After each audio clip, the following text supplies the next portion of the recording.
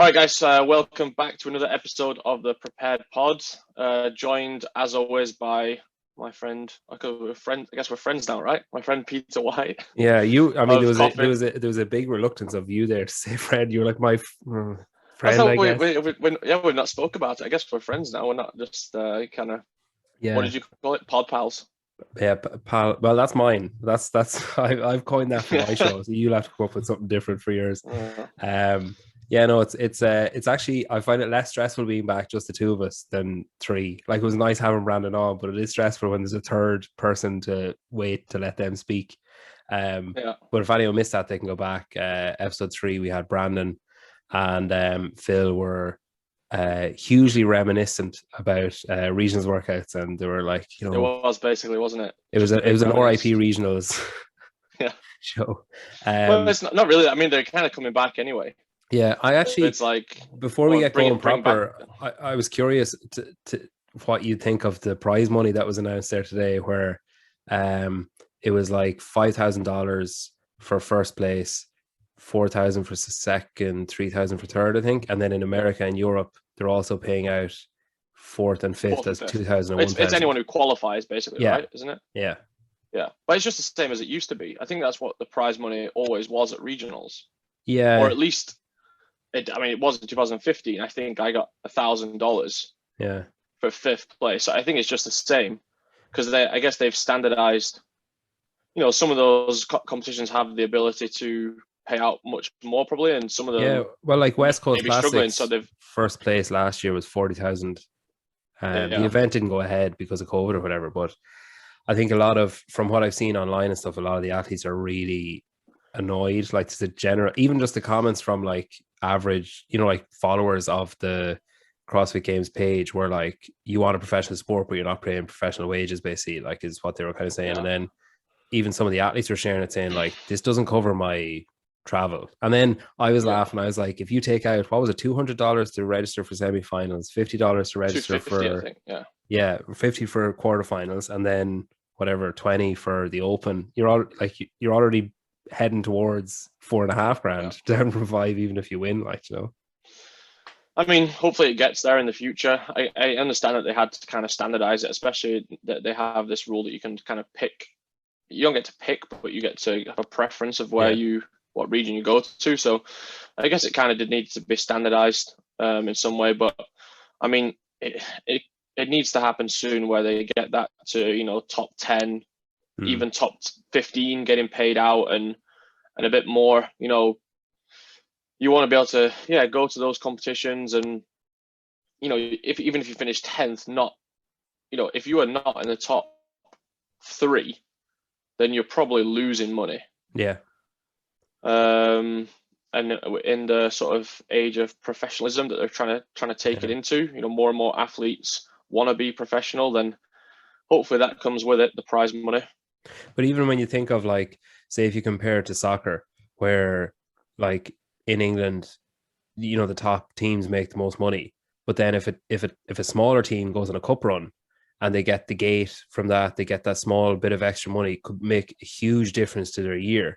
And it's the same as those athletes who like might never make it to the games. It might be perennial continental athletes, but the fact that they get there could, in theory, if the money increases, make it a worthwhile career for them as a sideline on top of, like coaching or whatever else they're doing. But I think, just when I saw 5,000, I was like, my God, like if you're flying from New York to Vegas for West Coast Classic and staying there for 6 days, like you're down money before you come back. And like, even if you win, Yeah, I mean, it's hard to break into the ones that have had the ability to go professional in terms of sponsorships and stuff.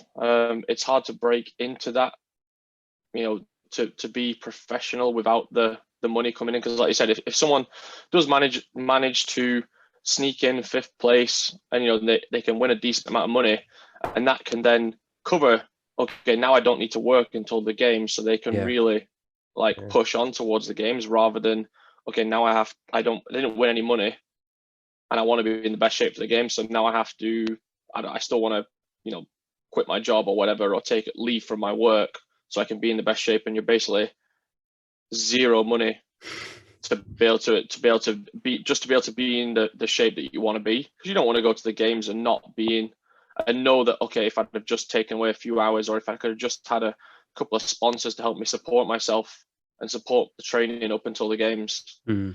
You know, it's tough if you've got those worries Yeah, to go with it.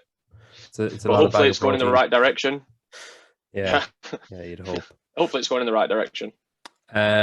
Okay, well, this week we're focusing in on the history of Prepared, I suppose. So where Prepared's origin story. If it was a comic book, this would be the sequel. That's the origin story.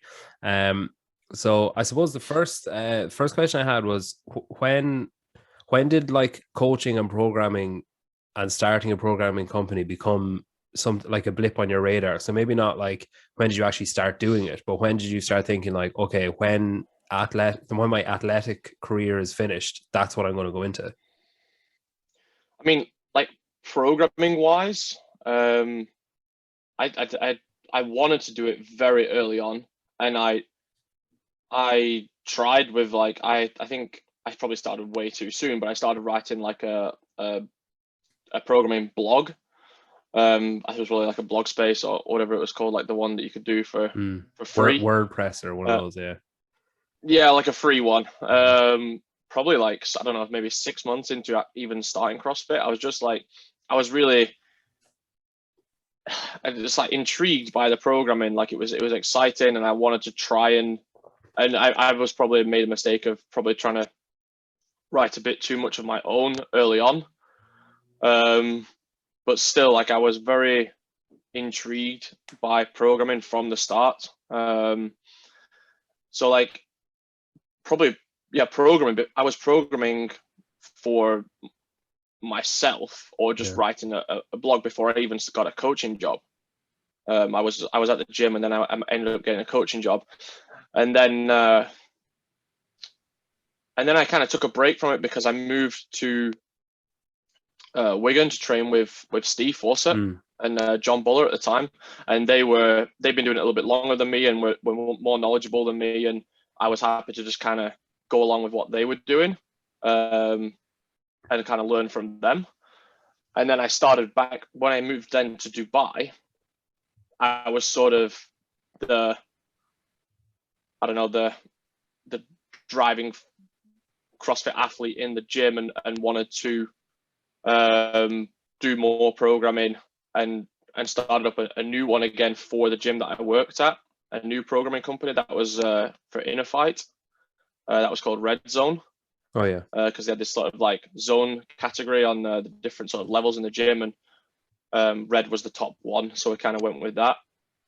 But they were basically two programs that the first one didn't really count. The Red Zone, I tried to get that going as like a big program, but I was way too involved with being an athlete, and I found it extremely difficult to do both at the same time. To focus on, programming and being, at the time I wanted to be a full-time athlete. I wanted to be a professional athlete, and yeah, that just took all of my energy. So it wasn't until 2018 that I then decided, like, now I want to sort of shift that mentality a little bit and put more into the programming thing, because I think I'm pretty good at it, and I think I can make a pretty good business out of it. Which at that time I was 28, and I was starting to think more about running it as a business, and how can I start, sustaining myself after I was coming towards the end of being an athlete, that athletic career, and what do I want to do after that. So it was around 2018 that I started thinking about that a little bit more seriously. And do you so when you decide that you're did you have a conversation with yourself where you're like, all right, Phil, like it's time to call it a day on, like, you didn't qualify this year, maybe that's it, maybe you need to move on to something else? Or was it like a gradual realization where you kind of shifted into programming and just realized, like, yeah, actually this is a more long-term, this is a better plan?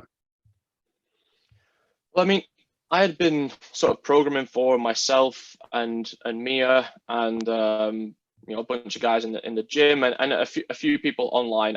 I'd sort of started this Phil Hesketh training programming when I was working at CrossFit Alioth, my last sort of 2 years or year and a half in Dubai. But then again, still training to try and be an athlete, still trying to qualify for the games in 2018. And I remember I didn't qualify that year. I was one spot away, and I sat down with Mia in the airport, and I was like, this was probably like, they were such good workouts for me, and I was like, this was probably my best chance to get back to the games again. And I think now I'm ready to just, like, I'm happy that I've been one time. I think now I'm ready to like put more effort into programming, into setting up a proper business, and making that a little bit my focus. And then honestly, for the 2 years after that was probably some of the like toughest mental battles I've had, because I would go 1 week to the other, back and forth between still wanting to be an athlete, because I was still pretty good. And we were qualified the year after on a team to the games. So it was like this mental battle of back and forth of, I really wanted the business to be my priority, but it was very hard to let the volume of training go down. Like I was still training probably just as much. And then the days that I didn't train, I would get maybe a little bit annoyed that I didn't get that in. And then the days that I didn't work enough, I would be annoyed that I didn't get that. So it was quite a tough couple of years actually, of like being like not really having that clarity. And it wasn't until after Mia and I got married in 2019, I moved to Sweden 3 months before she did. She was still finishing up some stuff in Dubai, and I just left early so that I could then really focus on like we set the business up in Sweden, and I wanted to really focus then on building that, and we wanted to buy a house, and we wanted to both get to a point where we could take a wage from and make this our full-time job. And that's when I was able to like really say to myself then, like, I'm really happy with what I've done as an athlete, but now I'm more excited about programming and how I can help other people. And then I knew I actually meant it as well. Then I wasn't just saying it to myself that maybe I had done a couple of years earlier. Like I actually meant it then, and I've been fine with that since then. In the last sort of, I guess that's a year and a half ago. Like, and obviously now, Elsa is, and the little girl, she is number one priority all the time. But then I'm happy that the business comes ahead of training as my priority. And I don't get stressed if I have a day where I don't need to train, if it means I can put more effort into the business. So I suppose it's like what that is right now. Part of your identity, you just have to let part of your identity die, or like change into a different, like you have to lose your identity as a elite athlete, and instead change into you needed an identity as a programmer and a coach to be the first thing on your resume, basically, because it needed to be your focus. But it's never easy to let go of something like that, especially when it's like when competitive athletics, in any kind of athletics, you have to have an ego, you have to have like determination, you have to have like the dream of wanting to keep doing it. So you're letting all of that go in order to shift. You have to let go of your ego, and you have to let go of like you have to allow other people to get better than you, and you have to allow that just to be okay. And you're not gonna wake up the day after the airport. You wouldn't going to wake up being like, this is totally fine, I don't need to train ever again, like this is just totally normal. So it's going to take a while. When did that become prepared programming then? So 2018. So I started off, it was when I started doing this and knowing that, okay, this is the program that is going to become like a full-time business. It was originally sort of Phil Hesketh training, and I'd been using this hashtag of prepare for everything on my personal Instagram. So I named the program the Prepare for Everything program. And then about 2 months into that, So I'd already done like all these t-shirts and an Instagram account and everything.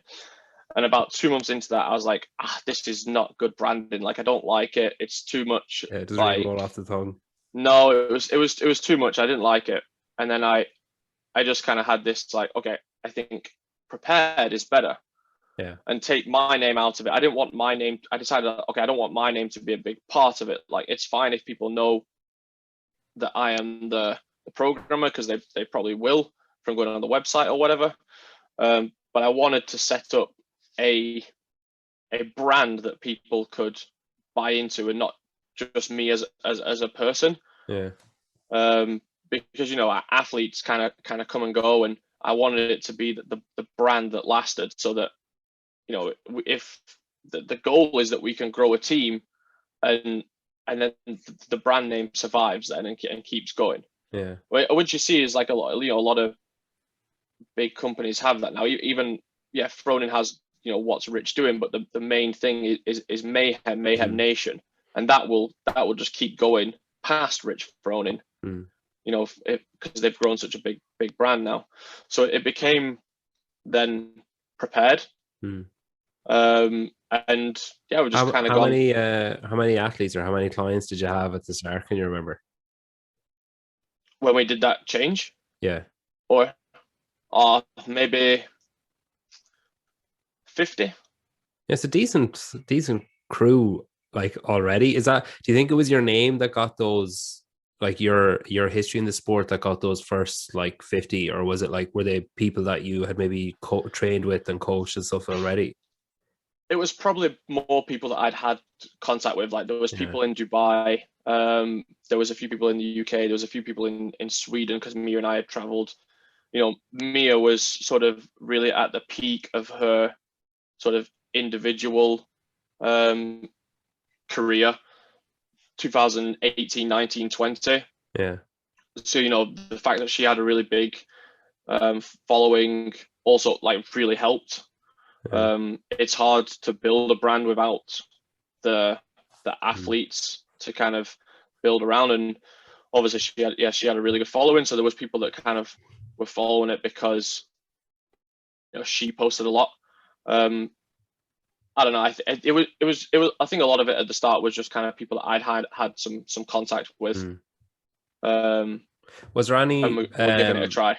Was there any nerves? Like, because obviously starting a business isn't easy. Like, any kind of business from nothing is difficult to start, and then you're, I suppose, essentially starting a new job as well. Like, you're leaving your job as an athlete and you're taking up this new job as a coach, or like solely as a coach. That's not easy either. And online programming, I suppose, was just seeing, like, it was just the dawn of online programming then, really, in that kind of way, through Instagram and stuff. Like, was there nerves about getting it going? Like, was there days where you were like, shit, like, this doesn't, I need this to take off quicker than it is? Or like, because obviously a lot of the time when people start something new, there's an impatience to get going, like waiting for followers to jump up, or waiting for demand to go through the roof. And the reality is that it's often like very different. Was that like a worrying wait or a frustrating wait for you, or do you think that maybe you skipped some of that because of Mia's successes and because of your successes in the sport as well? I mean, I'm like a classic overthinker anyway. So it is like it was, when we first started, it was on the side of earning I was also coaching in a CrossFit gym, so that wasn't so stressful. I mean, after we spent everything that we had on a nice wedding. Weddings are expensive, and moving away from Dubai right after that to kind of put everything in. By the time I did that, we did have like a decent following. Like 2019 was really good because we had, Mia was doing really well, and we also had Street Horner was representing the brand, and Willie Georges at one stage was sort of representing the brand as well. So that really helped having some big name athletes qualify to the games. So we've been picking up a good sort of following, and it was starting to grow on its own. But I was nervous, like, leaving a good job in Dubai, and we had a really nice life in Dubai, leaving that to kind of come to Sweden on my own and try and set up a business with the goal of like, okay, we want to buy a house in the next few months. And so that was nerve wracking. And like I said, I'm a classic overthinker, so it was definitely like one of the worst things for me was I used to have the email notifications when like people would kind of go on and off the program, and I had to take that away because that was too stressful for me. Like seeing, and I think I made the mistake at the start about worrying maybe too much about how many people, the numbers on the program. And at the end of the day, it is a business and it needs people on the program. And maybe it's something that isn't spoken about that much in CrossFit, like trying to generate money, because it's maybe not that type of sport where everyone wants to help each other, everyone wants to do nice things for each other, but at the end of the day, you gotta earn money through your business. So that was a little bit stressful at the start, but I kind of learned not to worry too much about that, about the exact numbers, and the COVID situation. Like when COVID started, that definitely helped drill that in, that things can change and things can happen that are completely out of your control. So as long as I was focusing on providing the athletes on the program with like the best service I could give, then people on the program seemed really happy, and when we have a pretty good retention rate of clients, of athletes. We've had group people that have been on it since the very start, and that is like super rewarding for me and satisfying to see that people are really happy with what we're putting out there. When you moved from Dubai to Sweden, had you always planned on settling in Sweden, or was that like did you need to move away from Dubai to make the business more viable? No, we wanted to live in Sweden. It must have been a bit of a culture shock coming back, leaving like Dubai and landed in Sweden. Must have been a bit of a shock, especially on your own. I mean, it was different, but like I moved in with her dad, and we get on really well, and so like, and I had a couple of friends over here that we'd met sort of through Mia, so it was really different. But we'd been looking forward to it for a while, so you had to buy it felt like a really good place to go. Jacket and stuff. Yeah, it felt like a really good place to go to have the business that we're in. Like Sweden is a good country to have this business. Like there's a lot of CrossFit gyms, there's a lot of people that want to train. So it's definitely a good country to be in this business. 2020, you mentioned there, obviously to put it mildly, I suppose, upset the apple cart for a lot of people. When you're in the online programming business, like does gym closure and like general societal shutdown, like does that help in any way, or was it all like bedding in and just trying to make it through it? Because obviously, like if people aren't in the gym, they might be more likely to sign up for online things and stuff like that. I think it was tough. So it was kind of March, wasn't it? That was just after we got back from Australia. Things were obviously going really well, and Mia had just qualified for the games through Australia. So it was a good time for the brand. And then obviously, the COVID situation got really bad, and I think the 2 months after that, April, May, I think we probably had maybe like a 15-20% decrease in just through gyms being closed, because yes, we could offer. So what happened was, obviously you could offer a home program, but everyone on Instagram did that for free anyway. Yeah. So there really wasn't any need, apart from, there was people that, it was amazing that there was people who were like, I can't really do the program because it's a competitor's program. It's for athletes that want to get better. You need and then you need barbells, you need pull-up rigs, you need Concept 2 machines, and dumbbell workouts and air squat workouts, were all over Instagram, so people could get it for free. There was a lot of people that stayed with us, even though they couldn't do so much of the training, which was amazing. Yeah, I that's was super even that grateful in for that. itself is a feather in your cap, obviously, like, that loyalty, like. Yeah, and we did put out home workouts for about 4 or 5 months. And then it was kind of like, because we were in Sweden, and a huge part of our sort of membership base was in Sweden and had access to the gyms. I think we were one of the only countries that actually had access to the gyms through the whole time.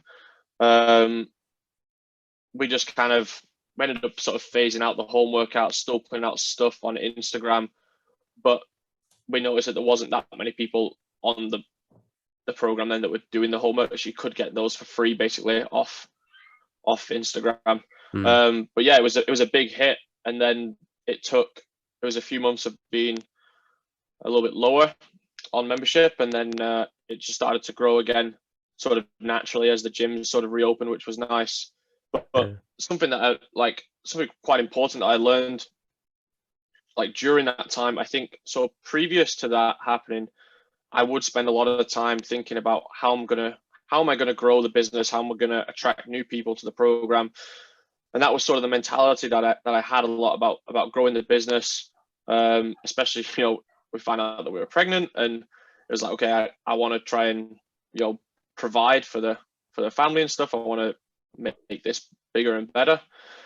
And then during that COVID time, I spent much more time sort of shifting that focus to, okay, how can we make this better for the people that are already on the program? Like, how can we make our service better to keep people, with us during this like tough time? And that mentality change was really good for me. I think since then, my first thought is, how can we make what we currently have better before thinking about what more can we do, what more can we add, to get more people involved. I don't think that was a great mentality to have before, and it was a more stressful mentality, thinking about always trying to grow rather than trying to make what we currently have as good as possible. I suppose for the community that we have. It's something that will resonate with a lot of people now, especially because I think, even I can see it here where there's gyms reopening, and there's an air of like, will all the people come back that were here? Like, are you going to have 100% retention of people who were here pre-lockdown coming back, or is there going to be people who are like, screw it, I managed, I've bought my bike, I've got my dumbbells, I've managed for the last like 13 months, 14 months, I'll manage again. So I think it's a refreshing message to hear that if you kind of look after your own garden and make it as nice as possible, like, keep everything as good and as pristine as you possibly can, like, it can only improve your chances of organic growth then afterwards, because you can put out as many sponsored ads as you want, and you can put out like any kind of advertising blast campaigns or whatever, but if people come and don't like what's there, they're not going to stick around anyway. So you can have 1,000 people coming in, and if you only keep 200, is it worth your while? Whereas if you slowly grow and like make everyone, like, that word of mouth is invaluable. Or those people that you mentioned who are like, I can't do the program, but I'm going to stick with him because like he's seen me right so far, and I have a loyalty to it and I want to stay because of what I'm getting is good, even though I currently can't do it. Like, that's a huge compliment to get, I suppose. And I think it's something that maybe a lot of gym owners might find refreshing to hear, is that like, it's not always about how many people you can get through the door. It's about how many people you can keep coming back through the door. Yeah. And give them a really good service, give them what they want. I think a lot of gyms will have found that during this time, like, the class sizes have been reduced, like the level of coaching will probably have increased then, because you're so grateful to have those members. Maybe it's something that people took for granted before. You're so grateful to have those members that you put that extra effort in. You have the ability to put more effort in because it's a more reduced size, and those people that are coming to your gym now are probably potentially even happier now than than when they used to come. When you're asked to program competitions, then do you see that as a direct result of your work with Prepared? Like, is that a major compliment or a major like achievement when that happens? Because I know Roger mentioned he was at a different competition and saw your athletes and had seen your programming and thought, that's the type of thing I want at my competition. Is that like a watershed moment when that starts happening?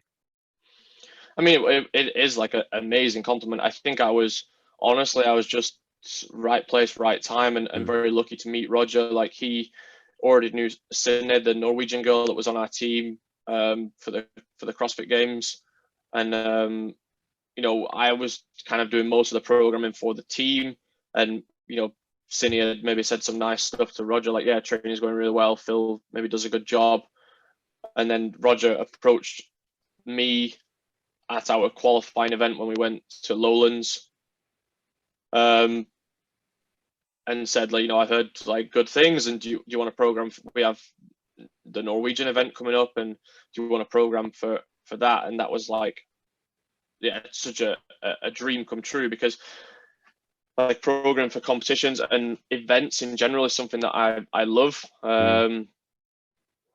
Yeah, competitions, training camps, things like that. Like, I really enjoy programming in that competitive setting. So that was just a awesome opportunity, and then it was kind of snowballing, and then the competitions often like got closed down. I was supposed to be doing the Egypt sanctional as well in 2020. Yeah.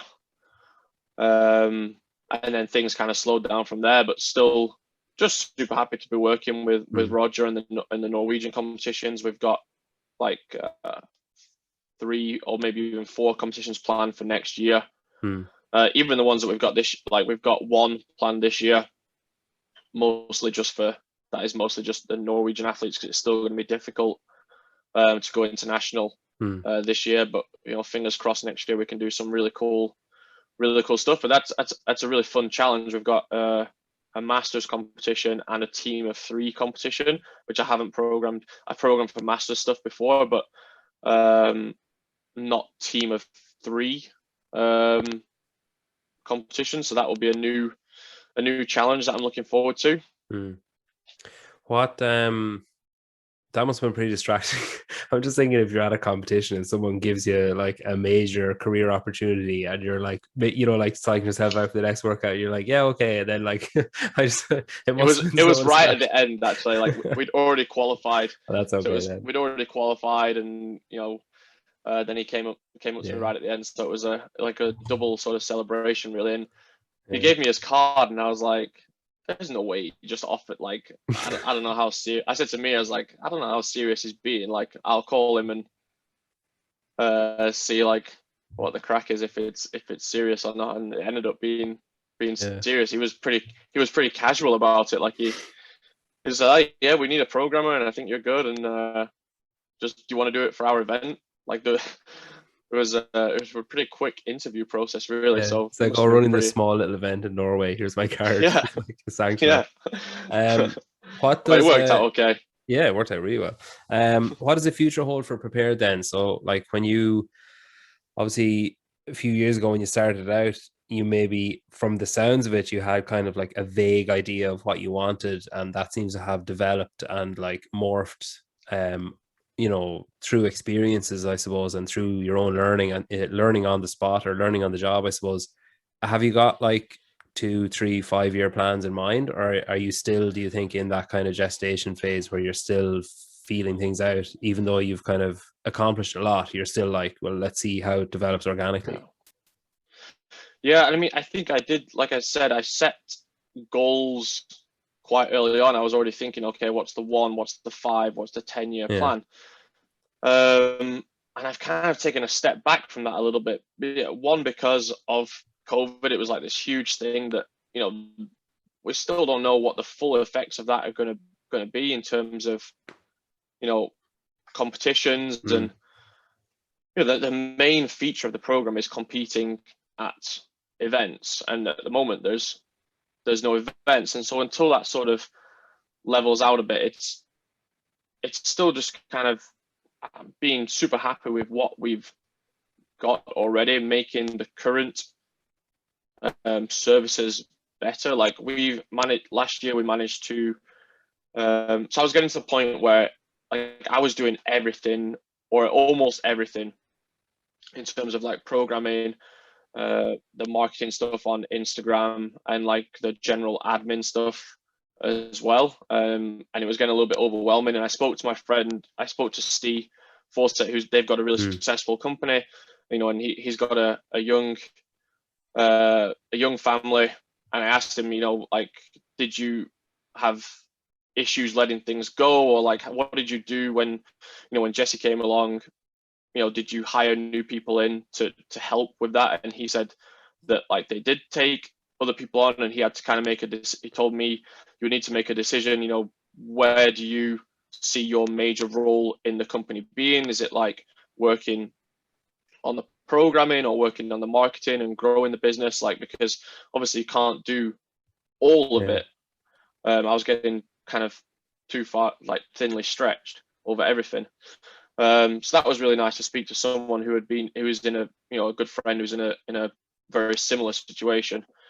So I kind of decided, okay, I still want to have this huge role in the programming, but there's definitely, I could get help.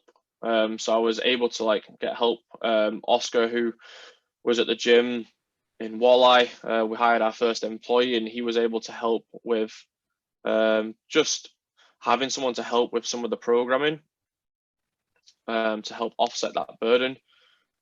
And that kind of got me thinking, okay, there is definitely other things inside the business that we can expand, and that is really the goal, to hire a team to help this run, not just through myself and through Mia, but hire a team that is able to bring more knowledge to the table, to be able to make the products better, to be able to have more varied different types of programs, different services, and be able to sort of grow a team to be able to make things better. So that is kind of the goal, and that is more so the goal than, okay, I have to get to 1,000 athletes, or I have to get this many people to the CrossFit Games. Like, obviously that stuff is getting someone to the CrossFit Games is amazing, and that if someone has that goal when they start the program, then I want to help them get there. But I'm not actively going out searching for, okay, we have to find people to to get to the CrossFit Games. It's more just, we want to grow like a good sustainable business, and keep the athletes that are coming to us happy, and making sure they're always progressing, and trying to provide them with what they need and what they want. End of the month now, shortly. What can the current Prepared crew expect for June and the summer months? Yeah, it's quite exciting actually. We're sort of launching a new variation of the program. So we have the Prepared program, and that is kind of getting rebranded as Prepared Compete. So that's going to stay the same in terms of the all year round sort of style of training, where you can pick and choose the optional extras to kind of adapt it to how you want to train. So people who want to compete multiple times of the year and still be in great shape, to go to big competitions, that style has worked really well for us, and we want to carry on with that as our main program. But we've seen a need for people who want to do more of a seasonal approach, or like ramping up for the Open kind of thing, and then for and I think it's because of the inclusion of the quarterfinals. It's now, the Open is now a bigger goal for people, because you get to the quarterfinals, there's potential for the semifinals. So we didn't want to change what we currently had. because it's been really successful for a lot of people, and a lot of people really like it. But we wanted to offer, our style of programming in that seasonal approach. So we have what is going to be called the Prepared season, and that will be only focused on, open to open in terms of the season. So now building towards the 2022, and that won't have sort of optional training each day. It'll be, okay, this is session 1, this is session 2, and you'll have sort of the phases of training throughout the year. So right now would be, I guess, what you would call an off-season phase, because there is no competition. The Open is not until next year. And then once you hit the Open, it would then split into multiple tracks depending on where your route is taking you after the Open. So whether you're going to go, and it was something that we found this year, we wanted to offer more. We had a lot of people after the Open split into different, we had, team, individual quarterfinals, team individual semifinals, age group online qualifiers.